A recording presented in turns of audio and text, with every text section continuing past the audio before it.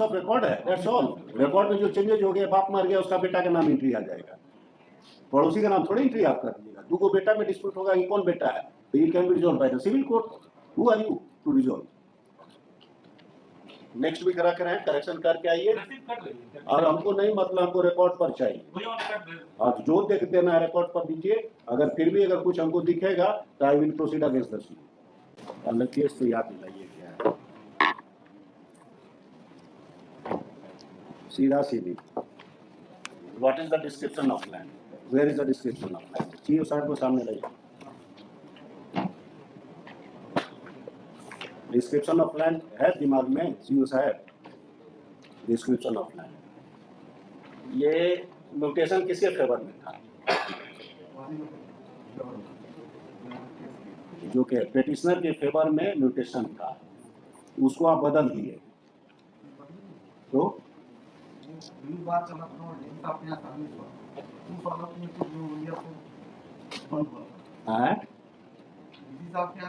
Case चला था sir. हाँ हाँ, के आदेश में कुछ जमानती बंद हो। हाँ, उसमें जो कोर्ट का आदेश था उसमें केवल एक दिन।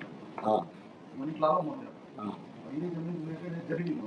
हाँ, इसका म्यूटेशन किस हिसाब से क्लोज कर दिए? जमीन का म्यूटेशन कब खुला हुआ?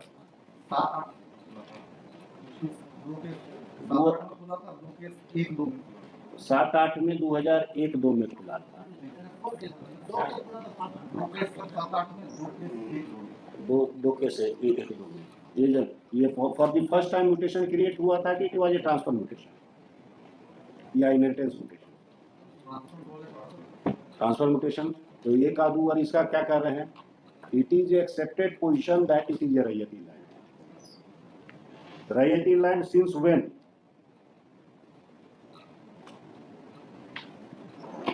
कब से ये रैयती लैंड है? सीओ साहब आपको बताना होगा। 1912 से ये रैयती स्टेटस में है, तो it is at the best dispute between two रैयत। सरकार तो बीच में नहीं आ सकती है। हाँ, इम्प्यून ऑर्डर से आप क्या किए, किसको हटा के किसको लाए? आदेश हम नहीं जानते हैं। 2012 से एक जमीन को रैयती स्टेटस है।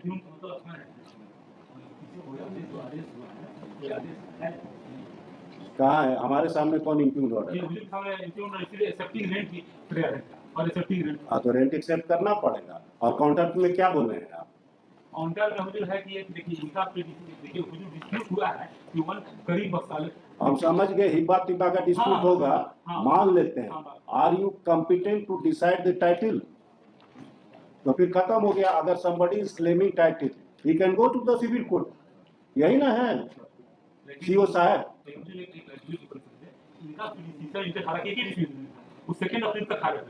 उससे मतलब नहीं है, वो बाकी जो होगा देखेंगे, वो देखेंगे।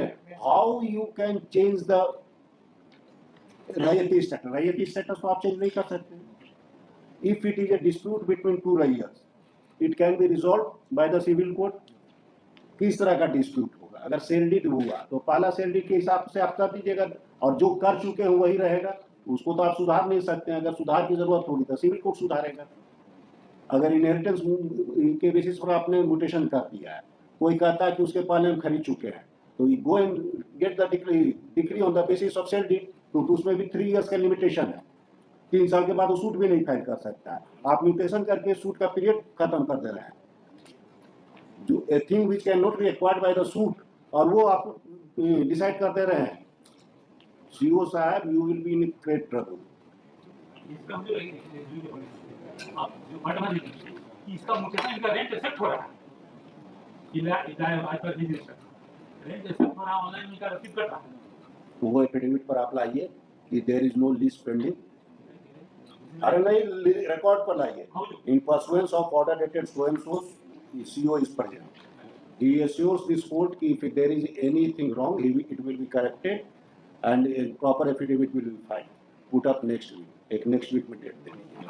आप पहले उनको आने दीजिए ना, हम आपसे भी बात नहीं कर रहे हैं। हमको कुछ नहीं है, हमको एक एफिडेविट चाहिए। इतना समझा दिए हैं, रैयती स्टेटस को रातों रात चेंज नहीं कर सकते हैं। I think can't be go into the suit. अगर कोई सेल्डिट के भी बेसिस पर सूट नहीं जा सकता है, 3 साल का लिमिटेशन है, और उसको आप 15 साल के बाद उसको कॉज ऑफ एक्शन देते हैं on the extraneous consideration. Under which law title ये सब डिसाइड करने का आपको पावर कौन दिया है? कोई नहीं ना दिया है। Once a rayati status, always a rayati status unless until disturbed by the civil code. Or if it is a transfer mutation, inheritance mutation, gift mutation, ये तो देखना होगा ना। वेंडर के हाथ में जो दे रहा है, जिसके हाथ में म्यूटेशन है, म्यूटेशन भी ट्रांसफर करेगा, और जिसके हाथ में म्यूटेशन है ये नहीं है, वो म्यूटेशन कैसे ट्रांसफर कर देगा?